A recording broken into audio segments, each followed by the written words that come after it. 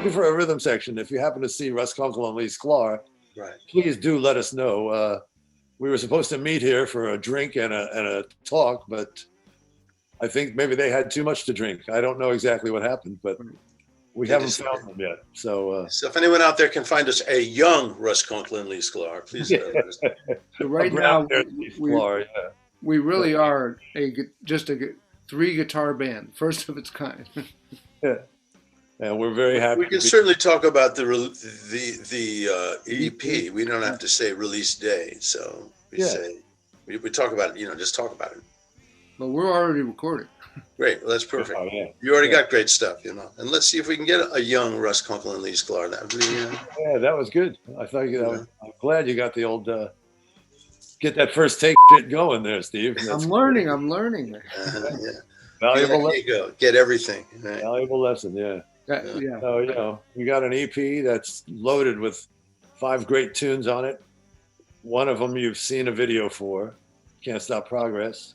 Right. And then we have another song that we're working on a video now, the 345. I have another video coming out soon. 345 coming through. Mm-hmm. And Danny, we have a live version of a great Danny Korchmar song called Machine Gun Kelly. That's right. And 2 new songs of mine that I hope you like any of them. So you will. You will like them. Yeah. Because they're great. Yeah, it's been a lot of fun, man. We're all vaccinated, so we actually got together and played, which is a miracle. That was a lot of fun. Great. Playing live again in the room was unbelievable. Yeah, we accomplished so much more than we thought we would. After 2 days of crying like babies because it hurt so much to stand there and play. I tell you, I don't know about you guys. I got home and I couldn't get out of my chair. I could literally not move. Yeah. We were all exhausted, which is a good sign. That means we did the work. Right. You forget how physical it really is to do. Yeah, even just holding the guitar around my neck was like my back was killing me. What a bunch of wimps. Mm-hmm. Yeah. It's not for the faint of heart. No. But playing rock and roll ain't for the faint of heart. That's for damn sure. Ever. Mm-mm. There's great stuff to be heard. There's going to be great stuff to play. We can't wait to get on stage again for all you people. And so it looks like October, November we're going to be out in the world playing. So, fingers crossed. Yeah. A West Coast thing and an East Coast thing, and we got Danny playing some Telecasters again. Yep. Mm-hmm. Going back and forth. I'm playing a Strat this year. We had Waddy playing a Strat, which was killer. In the Fender Stratocaster. I'm very happy to say. But don't get mad at us a Gibson. Waddy will go back to his Les Paul. It's not a permanent thing. Right. It is about 8 pounds lighter though, which at this point in my life doesn't hurt. But I don't know how you can carry that thing around. Without Les Paul, so don't worry about it. So have you ever played one of the ones where they hollow out some of it to make it lighter? You have any of those? Those toys, you mean? Oh, yeah, no, yeah.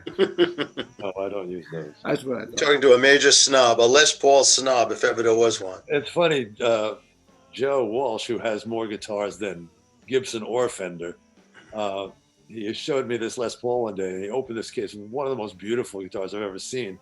And I picked it up, and it was like, it weighed nothing. And I went, what is this? I don't even touch this thing. He goes, oh, man. Come on, Joe, get a real one. Yeah. Which he has thousands of. Yeah, I'll bet.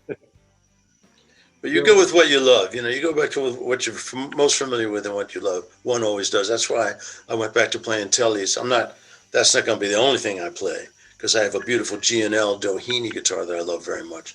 But hey, the Telly, that's how I started. That's what I started with. Yeah, it sounded great. And you got that new... what's it called? You got a Princeton, but it's a... Yeah, I've got the Chris Stapleton Princeton amp that Fender's making. It's absolutely brilliant. It's wonderful. Yeah, and, using it all the time with the band. It sounds great. Mm-hmm. That sounded great. Yeah. I'm always, guitar players. Waddy has a sound. The cable, guitar, the amp. I'm always messing around with different pedals and amps and guitars. But I like these PRSs I'm playing and the G&L. That's a great combination. I'm fine with it. It's actually a good thing for the three of us because of you doing that. Because my sound is what I do. Right. Danny's sound is pretty much straight in also. That's right. But you know, we have the difference of Danny's a little thinner sound than mine. Mine's a big, fatter, ugly sound.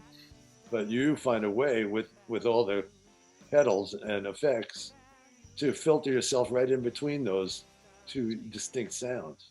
I love it. You know, I've 3 guitars done right. Like the other day, that when we were doing that tune with the arpeggio, and then what was the tune? The new tune? Oh, that's Party at the Graveyard. Oh man, that just sounds like an orchestra when you do it. Sure did, yeah. We all have different ways of playing, and they all work together brilliantly. But if you're playing with 3 guitars, or even 2 guitars, or anything, you got to listen and pay attention, and find a way to integrate yourself with what's going on around you. Listen first, always. Be where your pal isn't. Right. Unless it's time to double it up and be strong, like in Nobody Wants You when we do the rhythm part together, Danny. That's right. Yeah, it gets big, it gets huge. So yeah, that it gives you the option on Cruel Twist. I don't know. When it comes to the chorus, I realize if I go and double the bass line, just for that, and then go back to my little rhythm part.